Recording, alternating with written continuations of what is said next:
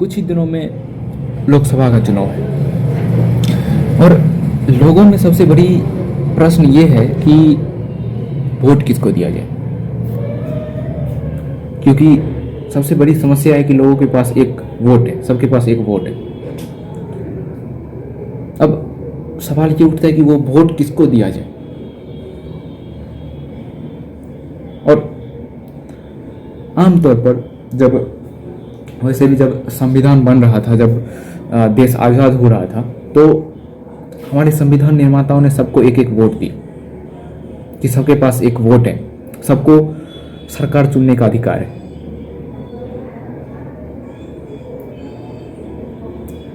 सबको वोट तो दे दिया, लेकिन उस वोट की क्या कीमत है और वो वोट उसके लिए कितना जरूरी है, उसके आने वाले पीढ़ी के लिए कितना जरूरी है, उसका महत्व आज भी देश के लोगों को नहीं पता है।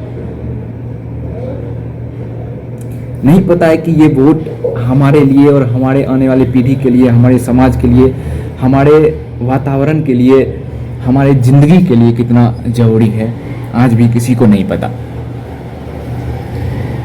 बस वोट है उसके पास और वोट देना है उसको, मतलब नहीं किसे देना है।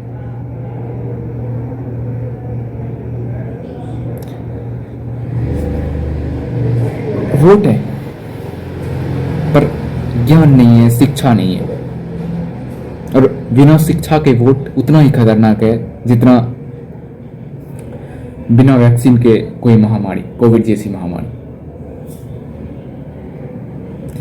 ये कोई मजाक करने वाली बात नहीं है, मैं मजाक नहीं कर रहा, ये बहुत ही सोचने वाली बात है कि वोट तो है हमारे पास, एक वोट है सबके पास जो 18 साल से ऊपर है, लेकिन शिक्षा नहीं, पता ही नहीं है कि उस वोट का यूज कैसे करना है सही तरीके से। हम देखते हैं कि कौन से दल फ्री में बांट रहे हैं, बस उसको वोट दे दिए। क्या फायदा,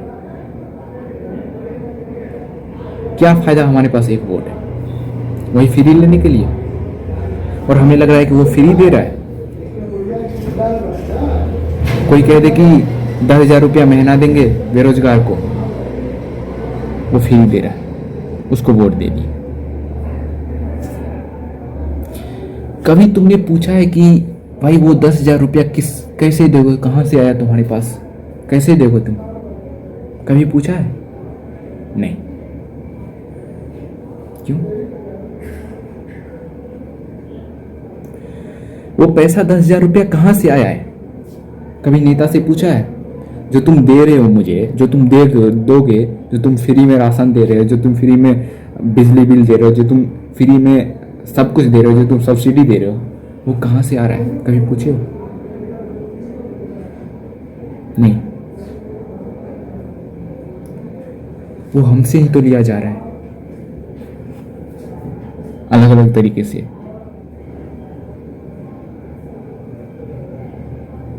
आज आपको 2 रुपया दिए और 4 रुपया आपसे ले लेंगे, यही तरीका है। सिलेंडर कितने की मिल रही है? 1200, 1300, 1100। पहले कितने की मिलती थी? 800, 700। क्यों भाई? आपको कुछ दिया तो कुछ लिया, जितना देगा उतना लेगा, सिंपल इकोनॉमिक्स।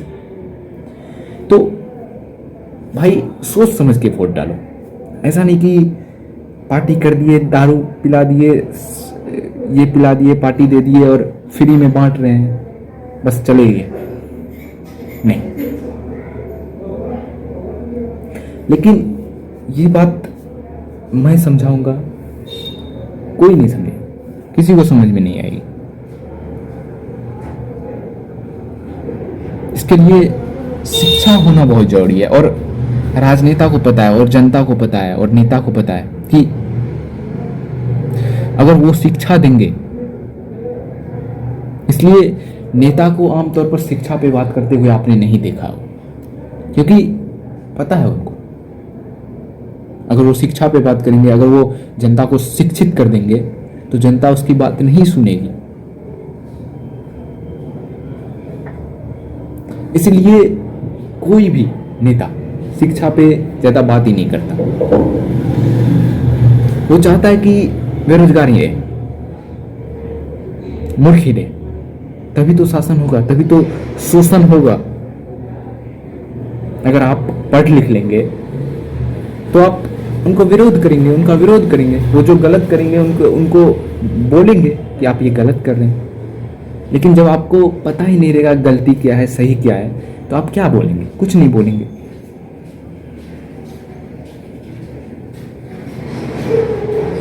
इसलिए आमतौर पर आपने देखा होगा कि कोई भी नेता शिक्षा की बात नहीं करता। आज बिहार की स्थिति आप देख लीजिए। आबादी है, वोट है, आबादी है तो वोट है, वोट है पर शिक्षा नहीं है, ज्ञान नहीं है। कोई लोग जाति में मुंह डाले हुए हैं, कोई धर्म में मुंह डाले हुए हैं।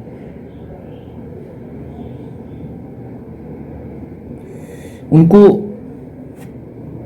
मुद्दा, मेन मुद्दा नहीं दिखता। उनको मुद्दा दिखता है कि वो किस धर्म से आते हैं, किस जाति से आते हैं, और क्या उस जाति के कोई प्रतिनिधित्व उसके चुनाव में खड़ा है, उसको वो जिताएगा। उसको मुद्दा से कोई मतलब नहीं। ये स्थिति है हमारे देश की, और बिहार की नहीं, मैं पूरे देश की बात कर रहा हूं। लेकिन बिहार इसमें आगे, हम खुद बिहार से आते हैं। बिहार वाले कोई दुख मत होइएगा, क्योंकि हम खुद बिहार से आते हैं, दुखी मत होइएगा। जो सच्चाई है उसको स्वीकार कीजिए। और क्यों नहीं स्वीकार करें? हमें ही आगे चलकर इसको बदलना भी है। आगे चलकर हमें ही इसको काम पे करना है। कोई बिहारी, मैंने सुना था, एक से बात कर रहा था, वो बोल रहा था कि हम बिहार छोड़ के चले जाएंगे, बिहार की स्थिति खराब है। क्यों भाई? ये जो राजनेता, ये जो नेता लोग जो बिहार में कचरा फैलाए हैं, जो बिहार को बर्बाद किए हैं, जो बिहार को कीचड़ में धकेले हैं, उस कीचड़ को साफ करना तो हमारा ही कर्तव्य है ना। क्या हमारा बिहार के होने के नाते हमारा कोई कर्तव्य नहीं बनता? इस कीचड़ को साफ करने के लिए हमें खुद झाड़ू लेके इस कीचड़ में घुसना पड़ेगा, और हम इससे भाग नहीं सकते। तो पहला पॉइंट तो ये है कि आपके पास वोट है, लेकिन आपके पास शिक्षा नहीं है, और बिना शिक्षा के वोट बहुत खतरनाक है एक लोकतंत्र के लिए। सबसे पहला समस्या वोट देने के लिए, सबसे पहला समस्या ये है। अब सवाल ये आता है कि वोट दे तो दे किसको? आप क्या बोल रहे हैं, वोट किसको दिया जाए?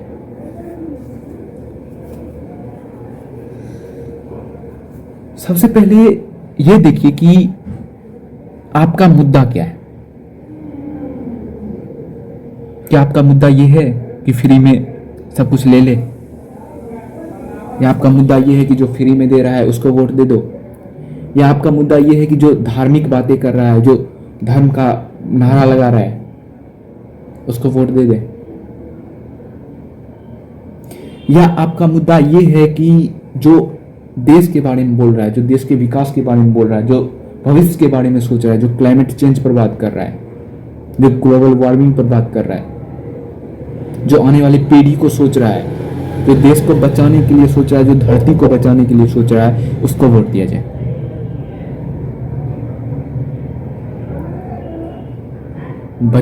बचोगे ही नहीं तो धर्म का क्या करोगे?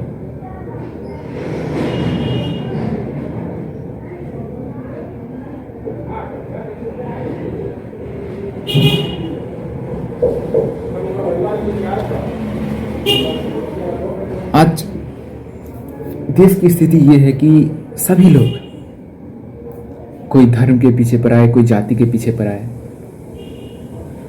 आपका मेन मुद्दा क्या है, ये किसी को समझ में नहीं आ रहा। क्यों?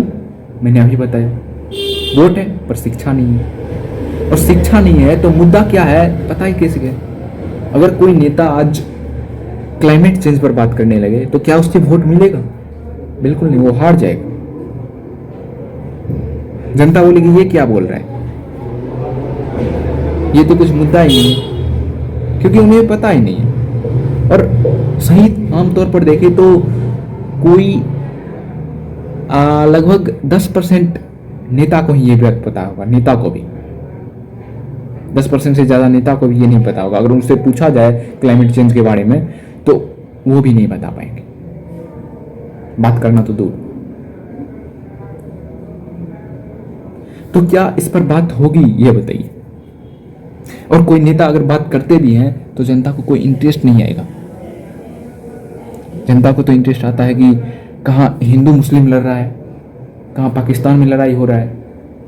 और हमारी मीडिया चैनल, क्या ही बात किया जाए, बात करते हुए शर्म आती है।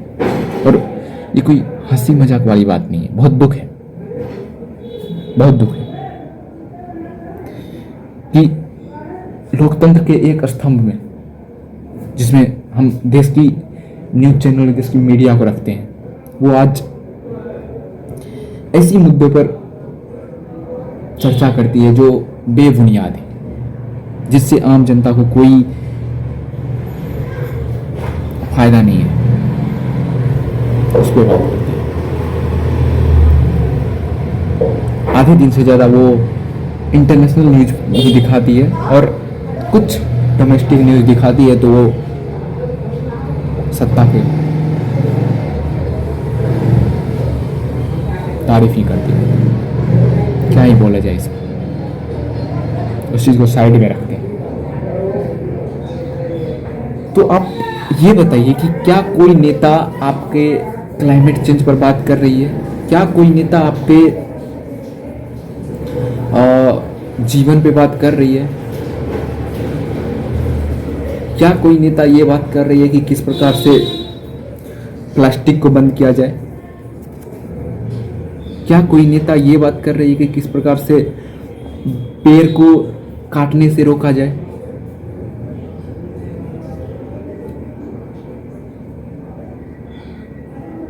नहीं। तो आपने ऐसे नेता को पावर दे कैसे दिया, जो ये बात नहीं कर रही कि पेड़ को काटने से कैसे रोका जाए, जो और कोयले के खदान में कोयले निकालने में तुली हुई है, जो और पेड़ को काट काट के विकास करने में, जो और सड़कें को चौड़ी करना चाहती है, जो और खेतों को छोटा करना चाहती है, और खेत छोटे होते जा रहे हैं, उपज ही नहीं होगा, खाओगे क्या?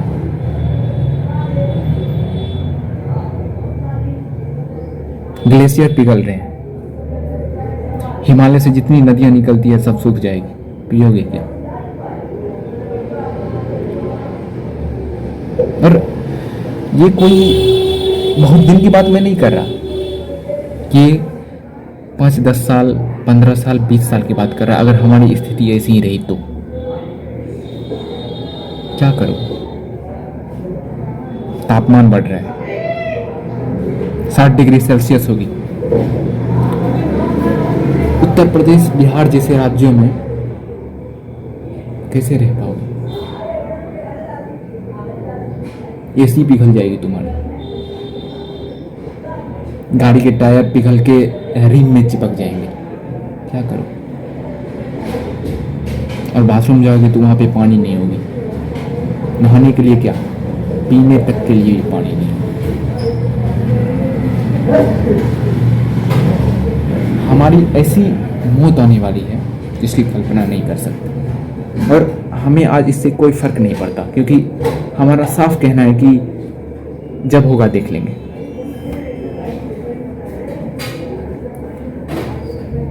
अभी भी टाइम है, हमारी आने वाली पीढ़ी कहेंगे कि भाई ये कैसा दुनिया छोड़ के गए, ये कैसा देश, ये कैसा पृथ्वी छोड़ के गए हो मेरे लिए, क्यों पैदा किया है? घुट घुट के मरने के लिए।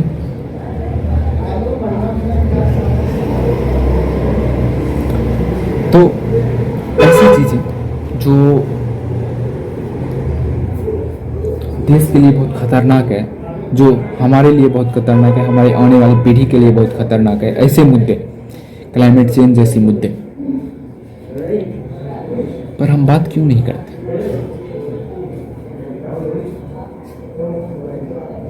क्या कोई नेता को आपने देखा है कि ये बात करते हुए कि इतने जीव जो मर गए हैं? आपको पता है कि 100 स्पीसीज, 100 जीवें रोज नष्ट हो रही है।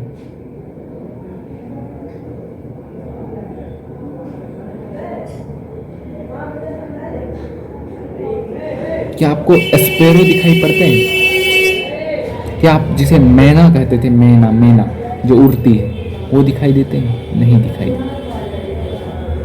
100 स्पीसीज नष्ट हो गए हैं। क्यों? क्योंकि वो जहाँ रहते थे ना, वो जगह मैंने खत्म कर दिया, उसके घोंसले को उजाड़ दिया है, खत्म हो गए, नष्ट हो चुके हैं। और हम जाते जाते सारे स्पीसीज को खत्म करके जाएंगे, खुद भी मरेंगे, सबको लेके मरेंगे, अगर हमारी हरकत में सुधार नहीं है। हम इसी तरह अगर जंगल काटते रहे तो क्या कोई नेता पॉपुलेशन कम करने की बात करता है? क्या कोई नेता जनसंख्या को कम करने की बात करता है? नहीं। तो आपने उसे पावर क्यों दे दिया? कभी सोचा? कुल मिलाकर बात यह है कि आप ऐसे लोगों को वोट दें जो आपके हितों की बात करें, जो आपकी जिंदगी की बात करें, जो आपके मुद्दों की बात करें, जो आपके मुख्य मुद्दों की बात करें।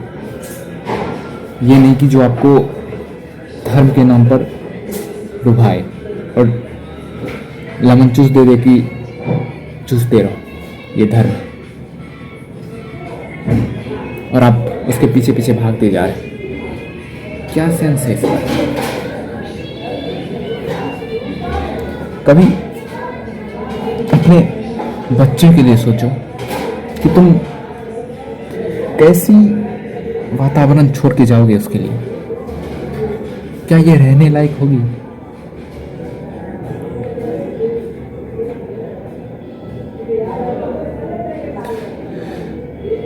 तो ऐसे लोगों के, ऐसे दलों को वोट दो, ऐसे नेता को वोट देना जो तुम्हारे मेन मुद्दे उठाए,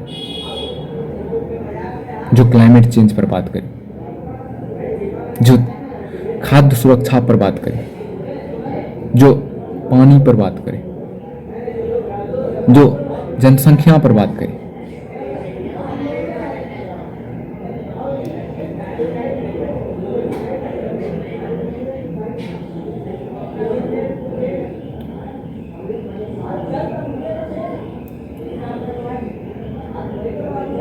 कम से कम अपने लिए नहीं, तुम बूढ़े हो गए, कुछ दिन में हम खत्म हो जाएंगे। हमारी जो आने वाली पीढ़ी है उनके लिए तो सोचो और उनके लिए वोट डालो।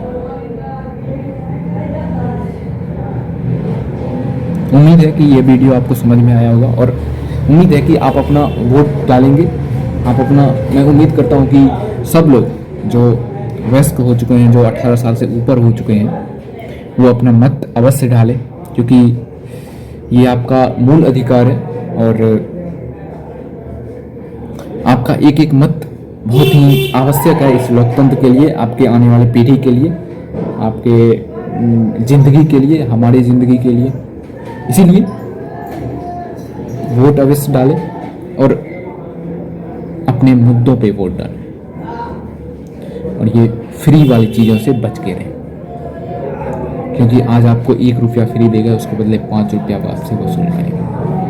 यही फॉर्मूला है। इसीलिए जो आपका मुद्दा उठाए उसको वोट डालें, जो नहीं उठाए उसको वोट मत डालें। उम्मीद करता हूँ कि आपको ये वीडियो समझ में आया होगा। आप अपना राय आप कमेंट बॉक्स में लिख सकते हैं। कोई भी आप इस पर आपत्ति हो तो आप कमेंट बॉक्स में ज़रूर लिखिए। धन्यवाद, मिलते हैं अगले वीडियो में। धन्यवाद।